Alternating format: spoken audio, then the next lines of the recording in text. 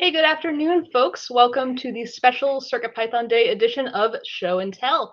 This afternoon, I am your host, Liz, and before we get started, I want to let everyone know we are doing a giveaway of As Seen on Show and Tell badges. Two winners are going to be randomly chosen, no purchase necessary. All you have to do is email circuitpythonday@adafruit.com with your Discord username for a chance to win. And these badges were made by community member Mark Gambler, so thank him very much for that. We're going to kick things off with none other than Lady Ada. Oh, you're muted. Dun dun dun. my dramatic musical entrance. Hi Liz, thanks for hosting show and tell on this wonderful Circuit Python day. I think this is like our fourth or fifth Circuit Python day. Circuit Python is a cool project that we help fund and do a lot of stuff with here at Adafruit. Of course, we have a lot of people from the community as well, and other companies that have boards and hardware and software in Circuit Python. We want to try to make it as easy as possible for people to add their hardware to use CircuitPython, the 300 plus libraries, the thousands of tutorials. And as of today, we released CircuitPython 8.0.0 beta 2. All right, I don't remember the release number. Thanks to everyone who got that release out today. One of the big things that's coming in 8.0 for folks who have seen the awesome poster is that we are adding more support for Expressive chips. Expressive chips, also known as ESP32, is the common numerical indicator. They're a company that makes very low cost, affordable, but really powerful Wi-Fi and Bluetooth capable chips. And for a really long time, we only had support for the ESP32, S2, and S3 family. And the reason is because CircuitPython really focuses on trying to make it very easy for people to get started. You want to be able to have people drag and drop files. And to do that, you need something called native USB, which has, when you plug in a CircuitPython board, it shows up as CircuitPy as a disk drive, and you can drag your files and edit directly on the board, or you can have your editor upload files. And that was just a decision we made because we wanted to make it really easy for people. But there is a certain group of chips out there that did not have native USB, but are really popular, like the original ESP32, which Liz, I'm sure you've used, and a lot of people have used. The ESP32 series chips has been like a powerhouse for many years. But as of 8.00, we now have support for this chip. Wow. And you're probably wondering, wow, I want to get started with it. So maybe you can share my screen and I'll give people an update. So Carter wrote this guide, and I helped out with a couple little details. Um, we have a guide now getting started on ESP32 with CircuitPython, the quick start. The reason we have a guide is it's a little different, but we think it's still as easy, and we're going to make it even easier to use ESP32 with CircuitPython. So the first thing is you can download from, we're going to update this because actually in the downloads page, you can now on circuitpython.org/downloads, you can click ESP32. And right now we've only got the 3 hardware boards that Adafruit makes, but please, we are going to have a lot more boards added. And I want to ask people from the community, do you have a favorite ESP32 board? We have a guide on how to add boards. It's really simple. And when that happens, you will be able to download the bin file, the compiled bin file. And if somebody out there, by the way, if you have an ESP32 board you want to add, you don't know how, open up an issue on the github.com/adafruit/CircuitPython repo, or go to our Discord, or bug into the people here, and they'll direct you on how to get help to add new boards. So once you download the bin file, one of the things that we think makes it really easy to upload is using Web Serial. So if you're using a Chrome or Chromium browser, it's really easy to upload a firmware through a web browser instead of having to install ESP-Tool. Having tutored many people on how to install ESP-Tool, it can be quite a challenge. If you don't have the right Python, or whatever, if something is misconfigured. So using a web browser is great. This is we're trying to again make it no command line, no special tools required type thing to install. You can upload the firmware, and then once you've upload, we also have a tutorial on ESP-Tool. If you happen to have ESP-Tool, And then the really amazing work that Scott and Dan and other people in the community worked on is this web workflow. So as I mentioned, the ESP32 does not show up as a disk drive because it doesn't have this thing called native USB. However, it does have Wi-Fi. And so what we can do is we can tell the ESP32, what's your SSID and what's your password. And, once you do that, and you program it in, and we're going to have a tool to help you, but for now we recommend doing it over the REPL.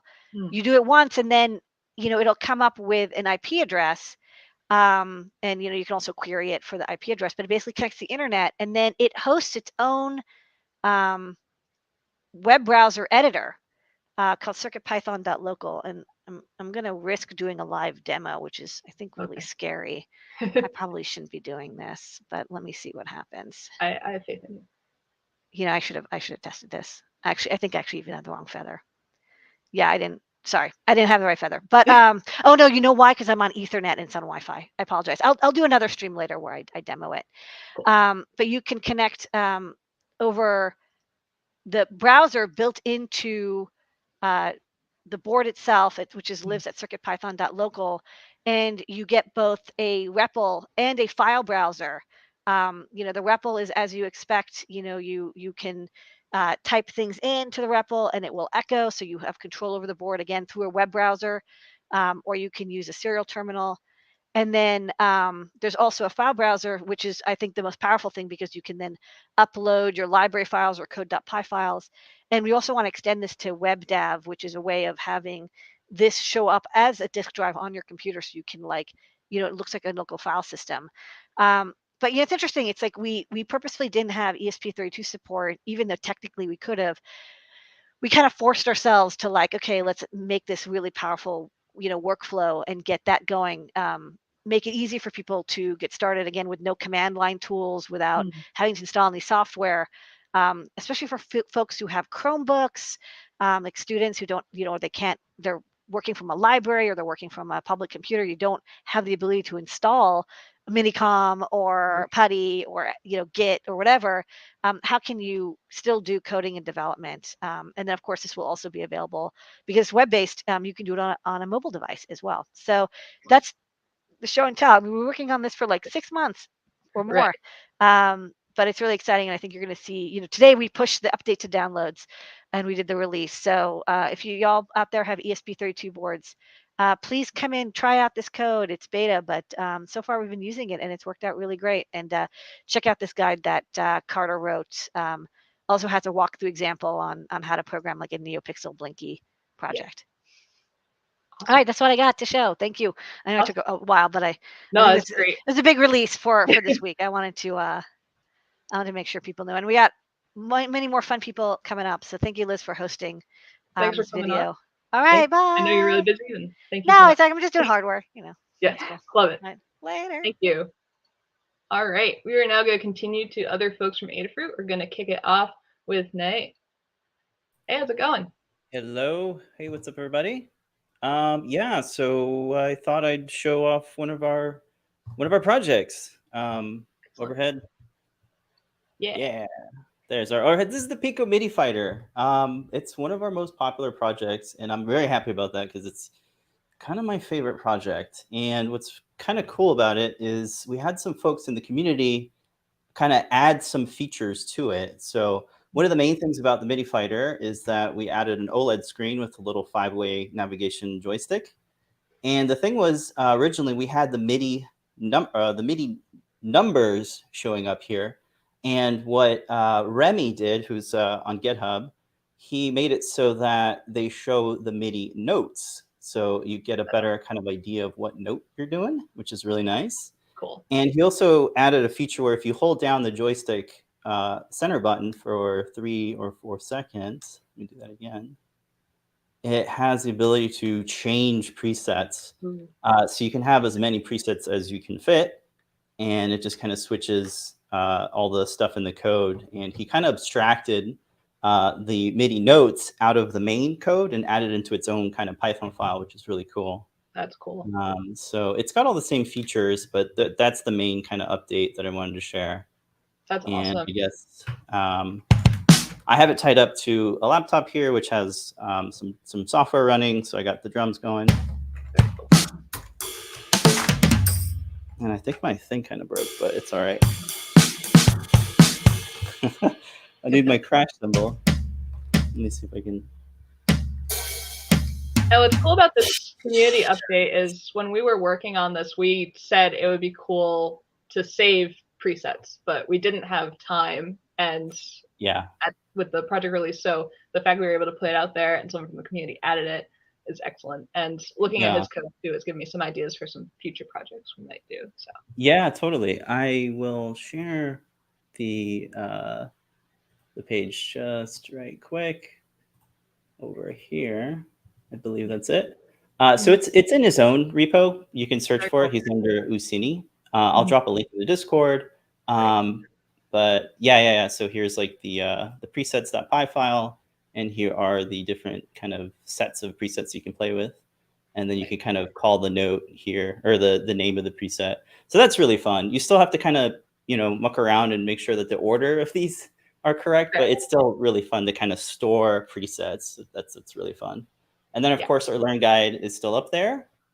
So check it out if folks want to build their own. It's a lot of wiring involved, but for folks that really are into it, it's a kind of a good introduction project. If you haven't done any soldering before, this is kind of a good way to start. Get a whole bunch of buttons and wire them up, right? Exactly. Yeah. And MIDI Fighter is kind of a classic project too. I think when people want to do MIDI controllers, they might think of that. So if folks want like a simple MIDI code to follow, they can take a look. And also your design's great. Oh, thank you. Well, we collaborated on design. It was going to be something much different. So I'm glad we went this route because it's kind of a nice thing. I will talk about one thing about the design that I'm kind of, let's see, stop share again. Window, this thing. Okay. This piece of acrylic is really cool. I glued it in place. And the problem there is I couldn't access the boot select button. And that's how you update, the firmware on your board. And I kind of had to take it apart. But luckily, the back snap fits. I also have this closed off too. Very fancy, but at the same time, it's like, can I access the boot select button? So if I were to do this again, I would break out the boot select button, like to something over here maybe. Because I do think, upgrading your version of CircuitPython is kind of critical. And if it's hard to get into it, you're less likely to do so. And I've been sitting on this, for a minute. So I'm glad CircuitPython Day came out. It was a good kind of excuse for me to bring this out and like kind of bring it and try out the update from Remy. So I'm glad I did that. But like I said, going forward, I will always remember the pain of not having access to the boot select. So that's a tip for everybody out there designing. Yeah, make sure you have access to your buttons. That is an excellent tip. I wish I had a joke or something, right? Okay. We can do this all day. I'll just well, thank you so much for coming by. And folks can see your projects every week, and you have your own live show every week on Wednesdays, 3D Hangouts. Yeah, let's plug 3D Hangouts. Yes, every Wednesday at 11 a.m. Eastern time. Me and Pedro do the thing, and we come on show and tell all the time too. So I'll drop the links in the Discord for folks if they want to build their own and want to check out the code update. Great. So I'll leave it at that. Thank you so much, Nye. All right. Have a good one. Bye, folks. Okay, up next we're going to go to JP. Hey, all right. So one thing I'll say, I have totally done this before, Noe, and then I decide to drill a hole in the damn piece of plexiglass so I can get to the reset button. So if I don't feel like going back and redesigning and printing or lasering, I get out of drill. I like that technique. Just make a pilot hole first, otherwise you can drill, drag all of it. So, hey, funny, MIDI controllers. If you can show my screen I'm sharing here. My friend Jay, he's Scriptnip in our chat. He's a DJ and a producer and a finger drummer and all those good things. And he had an idea for a very particular design of a MIDI controller, and he asked me for some help with it. So I've been just in my spare time putting this thing together. And kind of the key components is based on a Pico, also great MIDI controller board using CircuitPython. It's using this Pimeroni, what do they call it, like the RGB button board or something. Oh, yeah. So it's similar to a trellis board that we have, but it is kind of an all-in-one because it has a little carrier for the Pico to plug into, which is kind of cool. And then you can see I've soldered header pins all over the place on it to the castellated pads on the sides, just so during prototyping I could plug it into things with jumper wire. And so what he had is he wants a set of essentially drum pad MIDI controllers here, another set of mechanical keyboard switches over here. And you can see on this display right now, I'm just printing out those numbers, but I like the idea you had for note names on that update. And then a fader. So there's a fader here that's just sending MIDI CC that could be mapped to whatever. I've got a nice little TFT, and then also I'm going to use some of our cool tact switches. Those aren't wired up to anything yet, but by putting them on a little proto board, we'll have ability to do kind of UI things like change modes, switch kits, save presets, and all that kind of stuff. So just wanted to show that. It's nice thing is CircuitPython. I have snippets of code for kind of all these things that I use a lot. So it's very fast to grab slider code that's nice and filtered and non-wobbly, and remaps it to the range I need, read some mechanical key switches just as GPIO, do the RGB things with these dot stars. So all of that is quick for me to prototype and a lot of fun to put together. So that's a little project I'm working on the side. Excellent. And do you know, for the enclosure, are you folks going to do like acrylic, or are you thinking 3D printing? Or? It's actually going to be, this is something that Jay's working on, and I think it's going to be some custom inserts for Pelican case. So it'll have a lid with half the electronics and the base with the other half of it. Probably, I think it's roughly like one of these. I happen to have one that looks similar to the one I think he showed. Oh, okay. Yeah. These are kind of cool if you can do, he's a great 3D designer, so if you can do your design to support your thing and fit it into there, then you get a nice rugged controller. You can grab that and go, and then when you get where you're going to like a live gig, plug that into your laptop and the rest of your equipment, off you go. So that's Jay's idea there on how to put that together, so it should be really cool. Awesome. Well, thanks so much, JP, for coming by and showing that. And you also have a weekly live show, JP's Workshop, on Thursdays. Yeah, come by Thursdays. Usually there's CircuitPython involved and other stuff. Yes. Awesome. All right. Have a good one. Okay, next, I see Jepler from Adafruit has joined, so let's add him in. Oh, Hey, hello. Jepler. I was How are thinking you could get to me at the end, but I'm happy to talk now. I am well. How are you doing? Good, good. All right. Well, this is a project that I don't know if I've shown on a show and tell before. It's with a mag tag. And what I enjoyed about it, it's a Noe and Pedro printed stand. Ooh, very nice. But what I enjoyed about it is it's super low power. It's showing the clock as the Romans might have understood it, where the daylight hours are divided into 12 parts, numbered 1 through 12 in Roman numerals. So it's the 6th hour of the day. It's about the middle of the day. And so I was just going to bring up my desktop here and walk through the code a little bit. But I don't know if I said the battery on this, it uses the deep sleep mode. It is a big chunky battery, but it lasts 6 months. So I just charge it twice a year, which is pretty awesome for low power mode and CircuitPython. Let me just, I was going to bring up the code. Okay. Let's see, I think it's that one. Can you bring my screen share in? There you go. So it's divided into 2 parts, and this is adapted from some code I found on the internet to compute where the sun is in the sky based on your latitude and longitude. Oh, and wow. boy, I don't understand this code at all, but I did, convert it to CircuitPython, and it's really wild. It's like the sine of and cosine of the sun. But at the end, it just returns. I think this actually turns out to be the minute in our way of reckoning time of the rising and setting of the sun within the day. And don't look at this line. This is where I am. So yeah, and it to minimize the battery usage, it uses the real-time clock that's built in, and it sets that once per day or each time you power it on. Oh, great. And so it uses sleep memory to count down from 23 to 0. And when it gets down to 0, which is the value it has the first time you power it on, then it's going to get the time from the network. Otherwise, it's just going to assume the clock is still close enough. Very cool.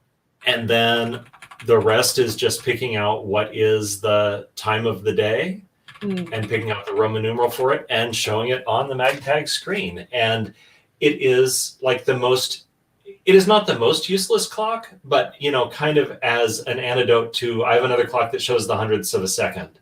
And my partner said, that's way too busy. So I'm like, okay, here's this. It's going to update once per hour. There you go. And it's going to show the time in a way you're not familiar with. But yeah, it was a fun little project done with CircuitPython. And this year I updated it to CircuitPython-8 alpha, and now I'll have to update it to beta. And there was just some tiny inconsequential change that was needed to keep it working. So I had a lot of fun with this project. And thank you, Noe and Pedro, for the 3D printed stand, because it, it's just nice and simple and it works. So that's what I've got for you today. Excellent. I'm glad you were able to update it and didn't have to do too many changes. That's awesome. Yep, pretty smooth. Yeah. And then this afternoon, you are in the CircuitPython chat at 4 p.m.? That's right. Yeah, Kattni and Dan and I we didn't get enough of each other talking to Paul this morning and Tim, so we're going to hang out again and look at some other projects that we've done over the year and just kind of chat, and we hope you'll stop by in the Discord and we'll be taking questions and so forth. So yeah, just it'll be fun. Let's hang out. Excellent. Awesome. Well, thank you so much, Jeff. All right. Okay, a good one. Now we are going to go through some folks in the community. We are going to kick things off with Seth. Hey everyone. So happy CircuitPython Day. I figured it was a good time to talk about a little watch project that I'm working on. If anybody's on Twitter, you know that Joey Castillo, he has made Sensor Watch, and I was like, God dang, I really need to make my own watch now. So I hadn't seen anything really done with the RP2040 yet. So I'm working on this little watch here in my oversized battery for testing, but basically just use a TFT, which it's on now, but you can see it's ticking clock away and a little bit fast, but it uses the power of CircuitPython and then a real-time clock to try to keep time without having to worry about connecting to the internet, which is actually quite an interesting problem to solve, because unlike Jepler's Roman clock, you can't pull the internet every hour or every 30 minutes to make sure you're synced up. So it creates quite an interesting problem to solve. And so I actually had just got the new PCBs for the next version that's coming out today, that I wanted to add ability for people to be able to extend it with things to be able to do connectivity. So like there's this little flex PCB that goes with it that has a little NRF Bluetooth chip on there, something that's far too small to run CircuitPython itself, but it can connect and accept AT commands, so you can connect it to your phone to collect the time that way. And and the goal is to make something that's like is really easy to use, really easy to set up. It uses a bright display. TFT displays are not the best for power wise, but there's some tricks you can use. Like some people in the community, I think C Grover was working on the where you could dim, and got some ideas from him for using pulse width modulation on that to change the brightness of the display and everything, and just some other quick things. So like Scott had shown off like a year ago in FPGA that there's a library for programming or using FPGAs with CircuitPython, and so I was like, okay, well that seems like a cool idea. So I made this little feather that has like a really cool, nice little low power FPGA that can work with another feather that has CircuitPython running on it, and you can set up this one as a like a SPI or just really any kind of peripheral to communicate with it, and maybe do some like things that you might not necessarily be able to do quickly on a microcontroller, so like maybe some math or like DSP math and whatnot. So there's a lot of cool little projects that I've got going on to try to utilize CircuitPython. I've got a little NRF feather here that might work well within the ecosystem. So lots going on, and I wish I would have had them sooner, because had the board sooner, because I could have had some assembled and some better demos. But overall, Well, it's great to see works in progress, and then every week we have the regular show and tell at 7:30 p.m. So you can come by and show us how it's going. Yeah, definitely. Yeah. Do you have are any of these on GitHub, or do you have like a blog that folks can see the progress that you're doing on these? I mostly just post all the progress to Twitter right now. So, if I try to keep it pretty updated. Sometimes I forget, of course, but there's always some sort of update about what I'm doing on there. So that's my old business account was to like Oak Dev Tech. So yeah. Excellent. All right. Well, happy CircuitPython Day. Happy CircuitPython Day. Thanks so much, Seth, for showing us what you're working on. Definitely. Next, we are going to go to Guy DuPont. Hey, Guy. Hello. Good. Happy holidays. Happy holidays. Yeah. I actually had trouble deciding what I wanted to show today because I feel like this year I've been able to crank out a number of CircuitPython projects, which may sound like me trying to pat myself on the back, but really what I want to say is thank you to all of the folks developing this extremely thoughtful and powerful tool that allows me to just kind of be creative and crank stuff out quickly. So with that, I do want to show off some stuff. So Liz, I think you're already familiar with this project, but so those of us born within a certain window of time got to experience these things called hit clips. Love those. Yeah, so these were kind of in the pre-MP3 player days, like right before MP3 players were in everyone's hands. These were targeted towards kids. They were sold for $4, and they have 30 seconds to maybe a minute of like pop songs. Yes. And they sound terrible. But you and your friends could all get different players, and you could trade them, and it was a great time. We didn't know the difference because we were 4 years old, or like 10 years old. So I found an article that was written in like 2013 by someone named Michael Schupo, who had kind of figured out the pinout of the clips themselves. And I said to myself, well, why hasn't anyone made these? So I went on an adventure and am now the proud owner of some very special clips. So this is the second revision, which is running CircuitPython. So I did a first revision. I did a YouTube video about those, and they were a pain in the butt. You can maybe see. Very small. It's very small, and it's actually two PCBs. Two PCBs sandwiched with parts in between, which is kind of kooky. Wow. Okay. A nightmare to assemble, and once you assemble it, you can't reprogram it. So this wasn't working. So I went for redesign, and now I have a RP2040 based cartridge. Yep. And you can see it's still two boards, but this is just like an extender. So this is running CircuitPython, and it works with all the original Eclipse players. The audio is done with the RP2040's PIO, so it's CircuitPython and then a PIO routine to kind of crank out the actual audio. And I'll do a little demo. I put my favorite Adafruit bangers. Nice. On this one, let's see if you can. We all know this one. Hello. Sorry, Todd. Anyway, sorry for downloading your YouTube videos without permission, but thank you again for all you do. Yeah, so that's the gist of it. I can show off really quick too. I have the programmer board for it, so it has little castellated edges, and then I'm using little flexi pins. To keep it in this board. This camera's not doing its job today. And yeah, you just plug it into a USB, and you can just drag your songs onto there and pop it back in case, and you're good to go. I have a little tester board here that the tests are also, it's like kind of meta. I have another CircuitPython board that drives the tests and kind of coordinates with a script on my computer. So yeah, it's CircuitPython all the way down.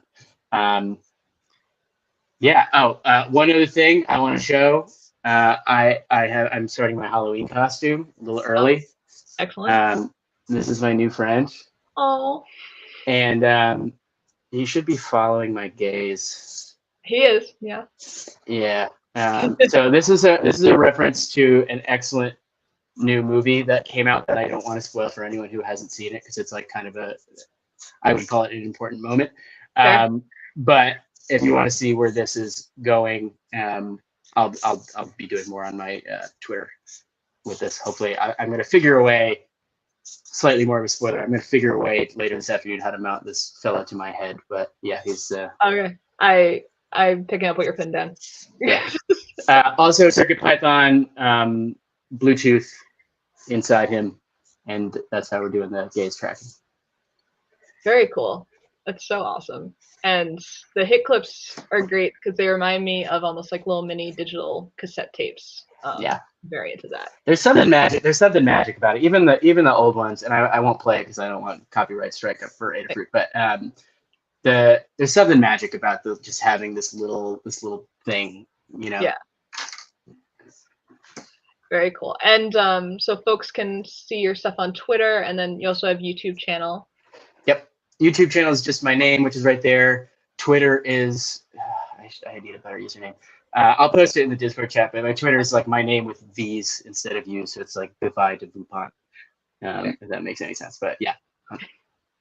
Awesome. Well, thank you so much for coming by and for sharing your CircuitPython projects. Yeah, thank you. Thanks, Adafruit. Cool. Have a good one.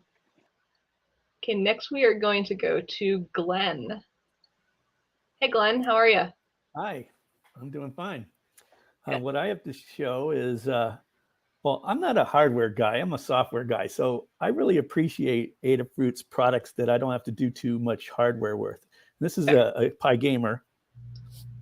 And plugged into it is a Midi Featherwing. And I'm doing a lot of Midi projects. You'll see if you look at my GitHub, which I'll post, that I'm really liking playing with CircuitPython and Midi. And so what this project does is it is designed to control a whole bunch of synthesizers you might have hooked up to a larger Midi system. And you just plug in your Midi cable right into the Featherwing. Well, I'm not going to plug it in, but anyway. And then what this does is it has a whole directory of Midi snippets, which could be sysx files, or it could be program changes, or it could be any Midi commands that you want. And they're stored under all these little names in a menu, and you just toggle around to choose what you want to send and press a button, and bam, it sends it right out. So you can configure your whole Midi system by these stored snippets. Very cool.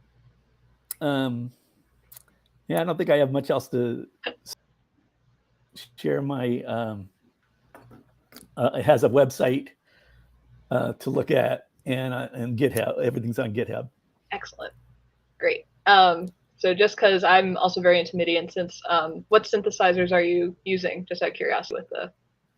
I have Yamaha and Roland synthesizers. Very cool. And it's just, if you're on a gig and you want to reconfigure your whole setup to play the next song, yeah, you just press a button on this and bam, it sends out all the MIDI commands you need for that song. That's and great. Then the next song comes along, you just move your menu down to the next one, hit a button, and bam, your whole system's reconfigured. Nice. And also there's a Python desktop program for managing all the data in these things. Everything's stored on the SD card in files, and you just I have this little editor that allows you to edit MIDI commands and make a snippet. Oh, that's great. Definitely very handy. I would definitely be interested in seeing that. So please drop a link in Discord so folks can check it out. Will do. Awesome. Thanks so much, Glenn. Sure. Okay. Have a good one. Next, we are going to go to Sophie. Hello. Hey, Happy CircuitPython Day. Good. How are you? So I am sharing this giant prop that I've been making for this costume that I'm about to wear to our local comic convention here in Seattle, Emerald City Comic Con. So it's a costume from the old 1980s Red Sonja movie. The villain of the piece is this evil queen, and she's kind of a sorceress, and she is using this big green glowing orb covered in gold vines and spikes as her like weapon. I don't really explain how it works, but apparently it blows things up and vaporizes people. I won't question. I'm just making mine light up though. And so I've actually got it like kind of propped up on its side right now because I want to show you how I'm gonna light it up. Which is so this little bottom zone here that looks kind of like a upside down flying saucer is this 3D printed part that goes into the center of the orb, which was a clear plastic acrylic globe that is for like lighting. It's from a lighting store. So I tinted it green and I shoved some green cellophane in there. And then I have this 3D printed centerpiece, which actually, if I can share my screen, I can show you, let's see. I want to show you the inside. I have this little orbit that I did of my 3D model. So that, the globe is that clear part, and all the parts that you can see in gray are 3D printed. So I've got the cap on the bottom, and then that sort of orb floating in the center on that cone, and that sphere in the center is covered in strips of neopixels. Naturally, whenever I want to light something up, I go straight to neopixels. Got to do it. And then I'll just quickly show you the bottom. I've got this sort of access to Noe's point exactly. I really wanted to make sure I could access all the electronics, so I just made this little plug that I can screw in and out to get to the inside of that cone, and I'm running all of my wires and electronics, and the battery is in there too. So so that's what's going on the inside. It's all like closed up now, so you can't see it, but I wanted to let you know what was going on in there. And I've got a Cutie Pie RP 2040 running in there, and I have this sort of laser cut shuttle for my battery, which is a USB battery pack, and I just slap this in my little shuttle, and I've got Velcro tabs kind of holding it together like that.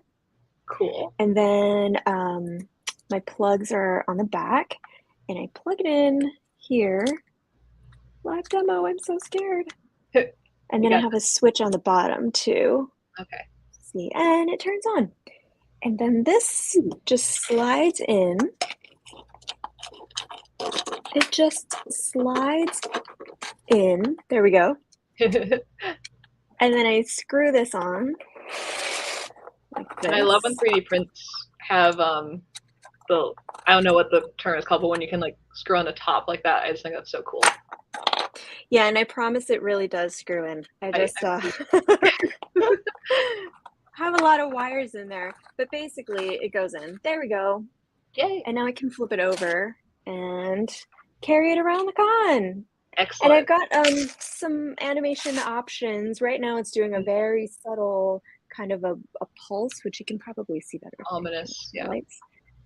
And you can kind of see the LEDs in there. But yeah, it's really, hand wavy what is going on in this prop in the movie, especially because the movie's from the 80s. So like the color's all blown out. You can't really tell what's going on in there. So I sort of like get to make it up. But excellent. Yeah, I'm going to carry this super unwieldy and difficult to hold prop just around the con for 10 hours. It'll be fine. That's excellent. And you said animations, are they using the LED animations library? Yes, well, one of them is, I've got using the sparkle pattern from the LED animations library, which I kind of am calling it a crackle because it's sort of, I don't know, crackle sounds more like evil and ominous in here. But yeah, it's the sparkle one. And then for the glow, It's just code that I wrote, which is just moving the G value in the RBG values. It's just moving the G value up and down, and I'm tuning it by just kind of capping off that window of what it's like pulsing between, so it doesn't go all the way off. It's just kind of wavering along the upper limits. Yeah, very cool. wavering. Yeah. Awesome. And you post your work a lot on Twitter and Instagram. Is there any place else folks can check out your projects or? So I haven't updated it in a while, but it's on my to-do list. I want all of that stuff to end up on sophiewong.com, my website, so that it'll be a little more organized. But for right now, Twitter and Instagram are the ones that I kind of keep mostly updated. And then one day I might do another YouTube video. We'll see. Okay. And then you're also going to be at Silicon in 2 weeks as well? Yes. So this weekend is Emerald City Comic Con. And then next weekend I will be at Silicon, which is down in San Jose. And it's next Saturday and Sunday. I will have a booth too. So I'm bringing a whole bunch of stuff. I don't think I can travel with this. I'm just not sure how I would hack it. I'd love to see you try.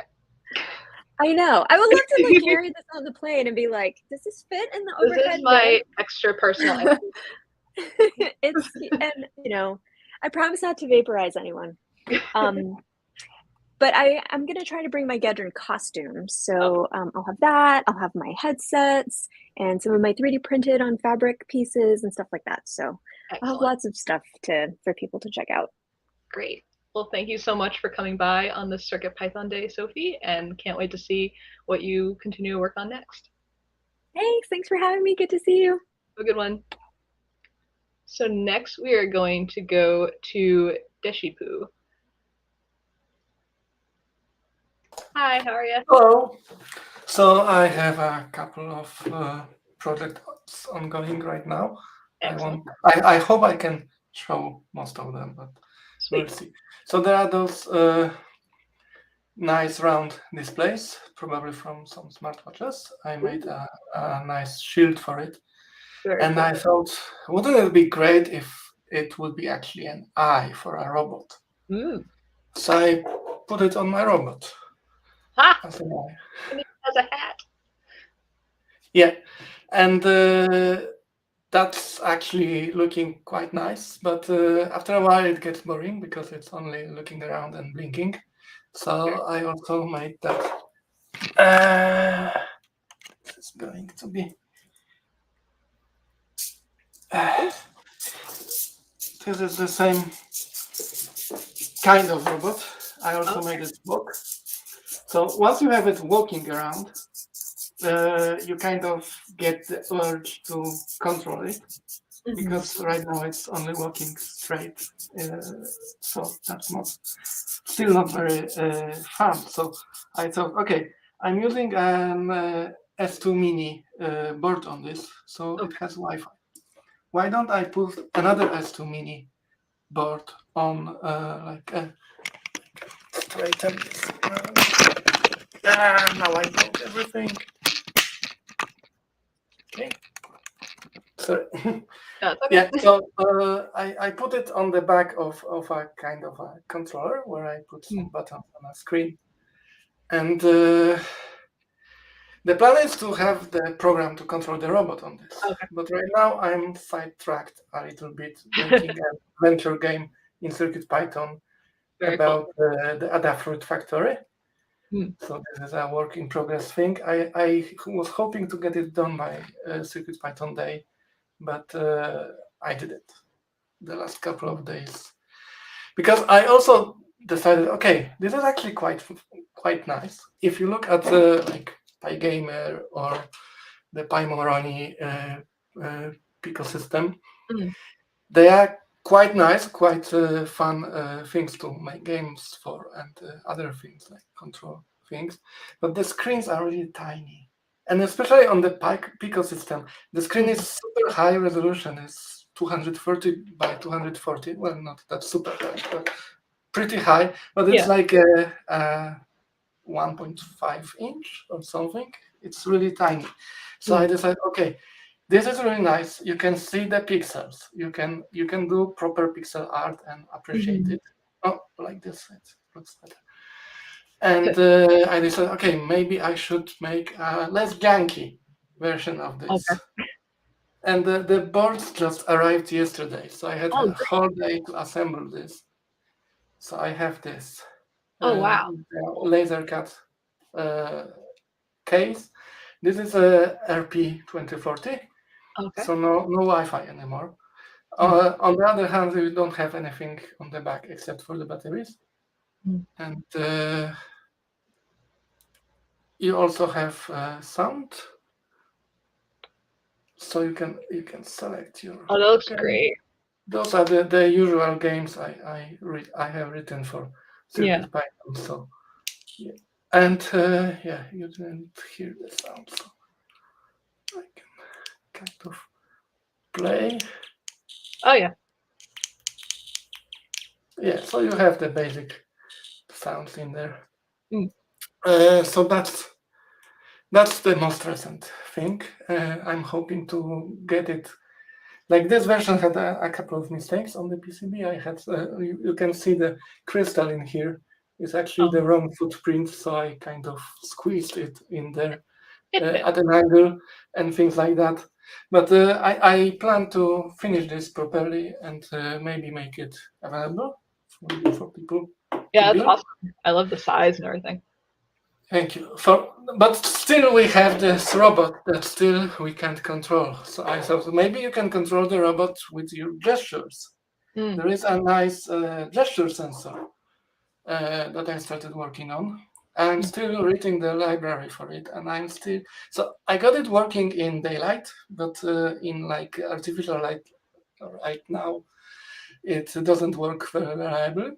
But the thing is, in 15 centimeters from the sensor, you can make gestures, and it distinguishes like 9 different gestures. So you can say, go forward, go backward, or turn left, or roll over, and things like that. And then it will do that once I have the library working.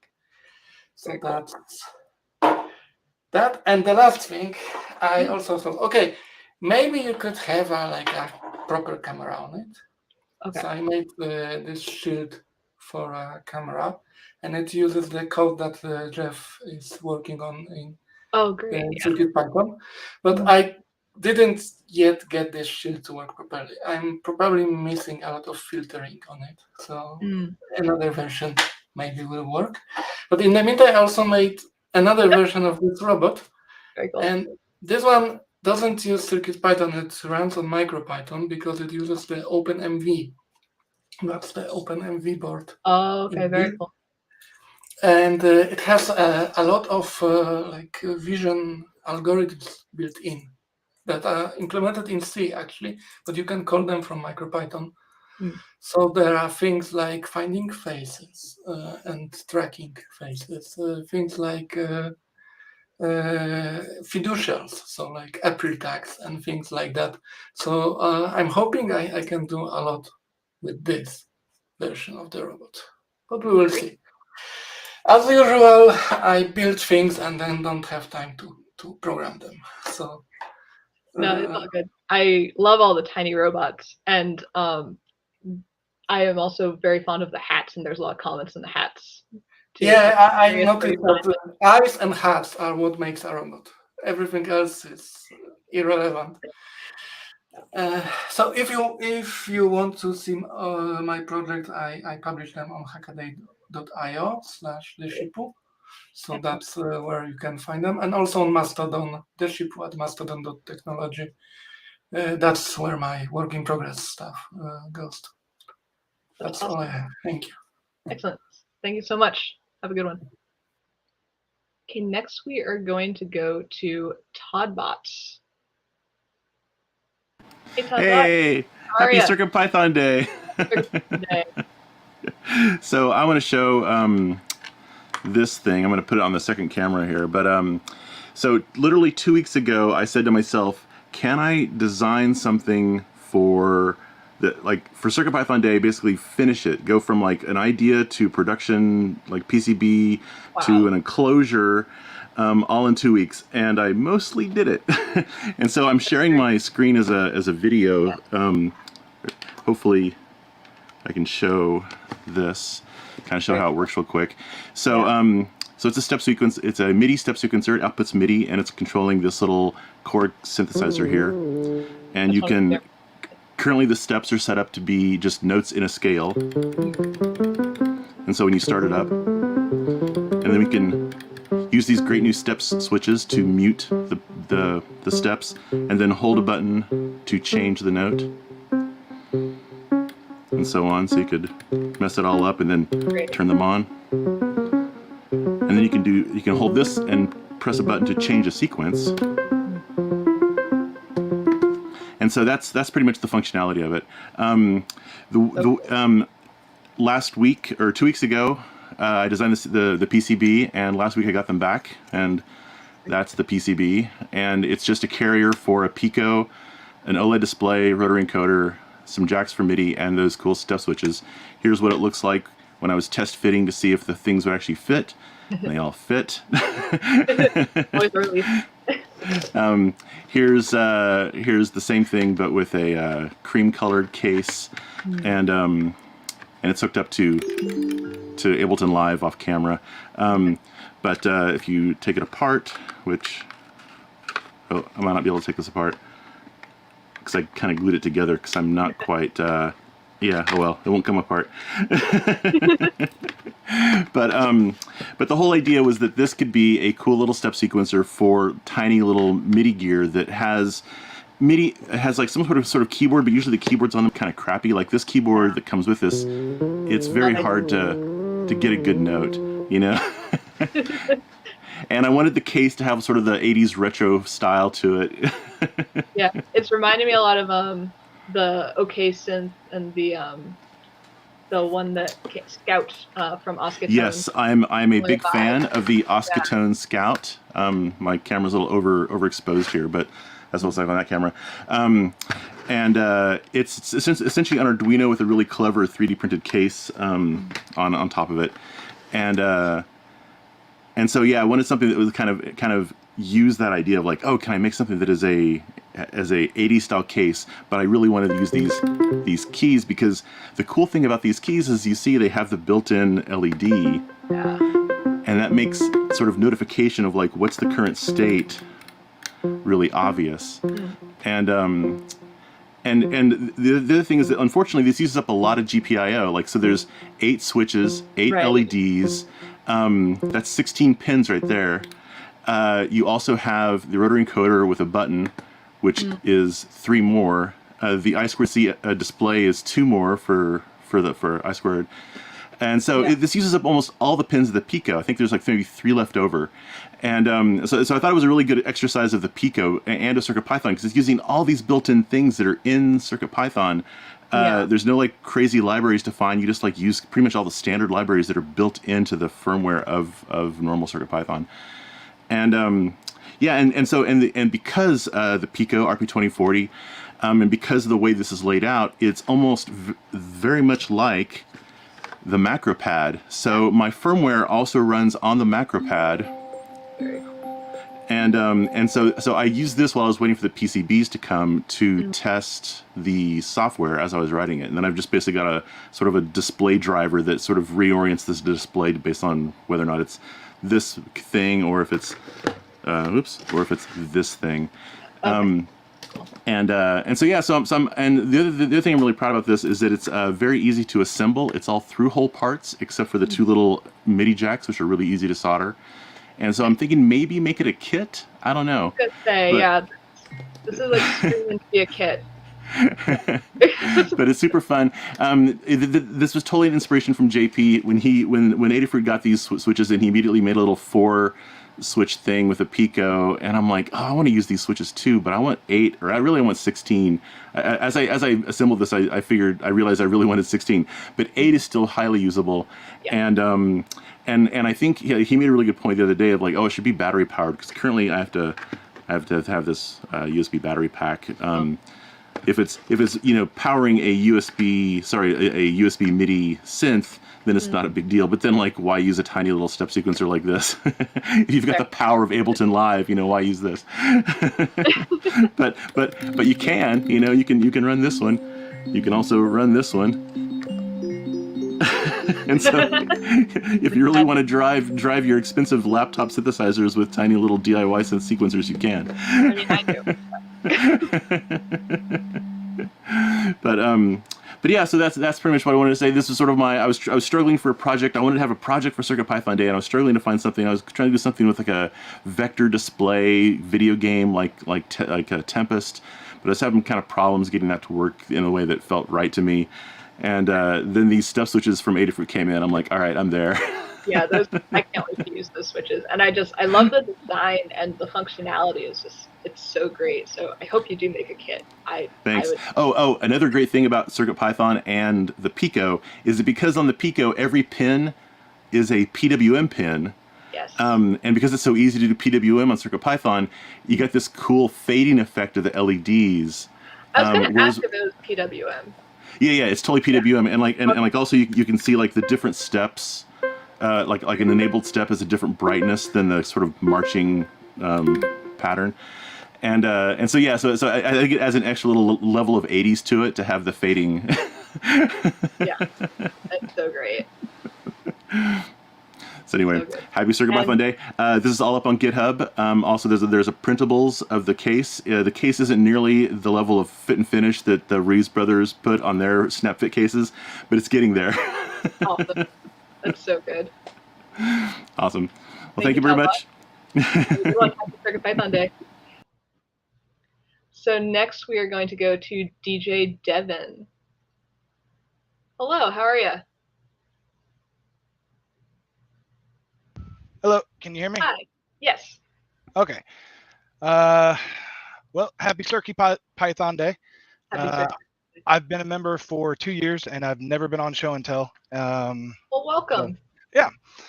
And I'd like to thank everyone at Adafruit for making amazing stuff. Just plug and play, stemma, just in the past 2 years, things have gotten just so much easier. They make things to help you make your dreams come true, basically. Yeah. So if you've been on the forums, you've probably seen my work on the offline weather station. And usually this is hooked up to a GPS. So Seth, for your watch, you could do GPS. This actually has GPS on it. Not right now because I have a active antenna that I've unplugged. But all the text in blue is coming from Open Weather, and all the text in white is from a local sensor. This is running on the Bluefruit Sense. Cool. So I wanted to get that into an enclosure, so I made a post on the 3D printing forum and basically said, hey, does somebody want to collaborate on a project box? And one-on-one, all credit to him. He did the 3D design and the files and everything. So now I can show off. Okay, it's not wanting to cooperate kind of now. It's okay. Live demos. Okay, so it just unplugged itself. Okay, so it plugs into the back with USB-C. Okay. And you can take that off, and there's a USB-C cable. Great. And inside is a whole bunch of stuff. So there's enough space in here because I want it to be a generic project box. I'm calling this the flock box because it just has all feathers. So it has enough space for you to put a quad in here, as well as a quad stack plus battery. So let me unplug. So okay, so there's that on battery. Because I live in Florida, I have to deal with hurricanes a lot. So I wanted something that could run on battery. And since it has GPS on it, it will, even if I have no power, will tell me the time. And I also wanted this to be a project box, a general project box for feathers. So I wanted it to have a lot of surface area, so you could put like a rotary encoder or LEDs or buttons, switches, potentiometers, like whatever you want. And it's large enough to fit pretty much whatever you want. Because this is specifically designed for the 3.5-inch TFT Featherwing, it has SD card access on the side for the Featherwing SD card that's on that. Nice.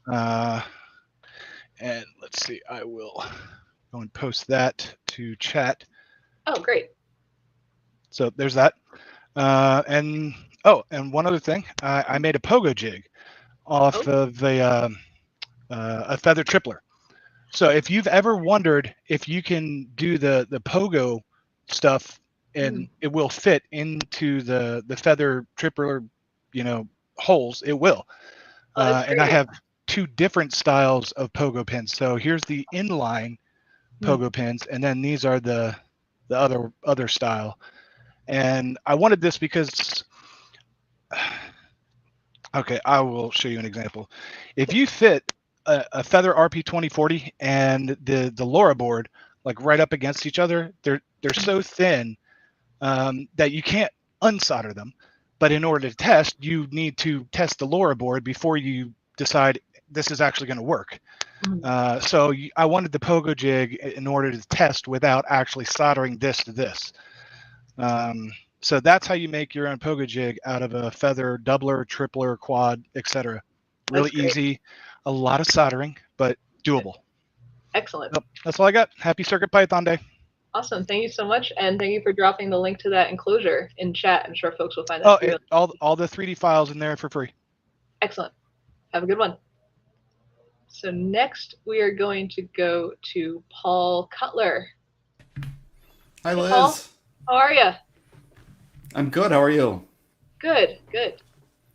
I have an ESP32 S2, and I learned that over wireless I can send serial messages to my receiver, when I'm listening to music in my office here.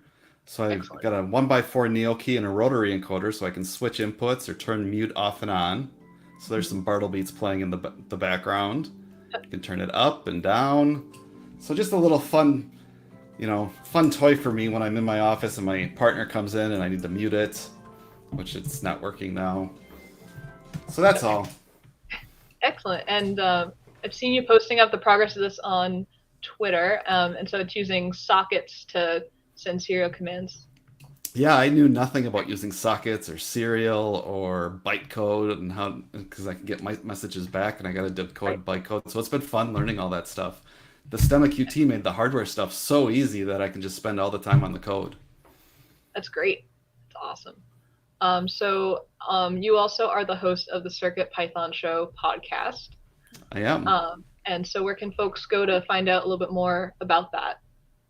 Yep, they can go to the CircuitPythonShow.com to see a list of all the episodes and subscribe in their favorite podcast player. And coming up on Monday, Brent Rubel of Adafruit is joining the show, and we're going to talk about the Internet of Things and the Whippersnapper firmware, which is pretty darn cool. It is very cool. He's been doing some really cool stuff with that. Well, thank you, Paul. And also you hosted a panel earlier today that folks can go back and watch. Yeah, thank you so much. Thank you. Thanks. Okay, it looks like we are to our last guest, Tektrick. Before I go to him, just kind of not seeing his camera on, I'm just going to remind folks that we do have the As Seen on Show and Tell badges that we're doing a giveaway for.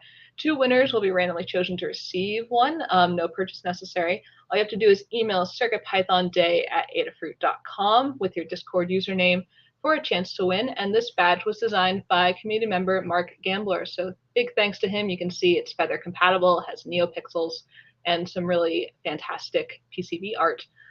So now I'm going to go to our last guest, Tektrick. Hey, Tektrick, how are you? Oh, I can't hear you.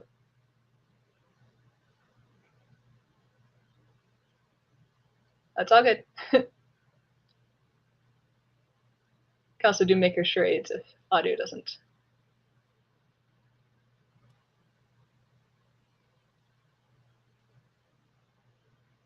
Is that any better? That is good. Yes, we can hear you. Perfect. Cool. Hi, how are you doing? Good, how are you? Doing better now. Good, good. So I wanted to show my little pet project I've been working on, which is the CircuitPython-themed. Love it. It uses a Cutie Pie. Originally, I was using a Pico, but I really wanted to not have to use like one of the airlifts or whatnot. So I ended up getting a Cutie Pie, which had just enough pins, as well as built-in Wi-Fi. And all it does really is just toggle a few pins all the way up at the top. I've got a switch here that allows you to mute this little speaker here. Okay. What it'll do is there is an API that will let you know when it's a Jewish holiday. And so that used to be my homepage. Yeah. Oh, it's the best single serve website you can find. Is it a Jewish holiday today.com? It's super useful. Yeah. There's another one that you can actually query, and it like returns a whole list of results of, when is all the whole list of them. And so what this does is this actually uses Adafruit IO to get the time. Cool. And then it also goes to that website to get the list of the holidays. And all I do is just match up, hey, is it Hanukkah? Is it day 1? Is it day 2? And if it's one of those days, the number of lights will light up. And so, and it'll just do that throughout the holiday. That's awesome. I made, I worked on a manual electronic menorah with Neiroz last year. So it's really cool to see an IoT one. That's really awesome. And the PCB is really nice too. Did you design that in KiCad or Eagle? Yeah, it was actually the first thing, one of the first things I designed in KiCad. I'm actually a mechanical engineer, so using KiCad and designing PCBs was like a first for me, figuring out how to design it, how to get it fabricated. And what was really nice is I actually used all of Adafruit's guides for it. So, from someone who had zero experience, it was an awesome experience to actually, when the box came and I pulled it out and I was like, oh my God, it actually worked. They fabricated it. So, and great. Getting to solder all the components to it. Yeah. Awesome. And are these files available on GitHub or anywhere, or is this more Yeah, they are. So okay. I have both the hardware and the software available. So I think I just renamed them. So they are CircuitPython-themed, so CircuitPython UKIAH. And then there's _HW for the hardware and _SW for the software. Oh, that's great. Awesome. And you can find that under me, of course. Great. And you do so much for CircuitPython, the community. So we really appreciate that, especially on today's CircuitPython Day. So thank you so much for coming by. Yeah, of course. Cool. All right. Have a good one. And that wraps up our special edition CircuitPython Show and Tell. We have a couple more streams this afternoon. Scott's going to be doing a CircuitPython 8 overview at 2:30. That's going to be next. And then there's also going to be a discussion at 4 p.m. between Kattni, Jeff, and Dan. And then finally, Foamy Guy is going to be doing a game jam stream, which is going to be really cool to see. So thank you, everyone, for coming by, showing your projects. One final reminder that we are doing this as seen on Show and Tell badges. So you email CircuitPythonDay@adafruit.com with your Discord username, and 2 folks will be randomly chosen to win. So thank you so much, everyone, and happy CircuitPython Day.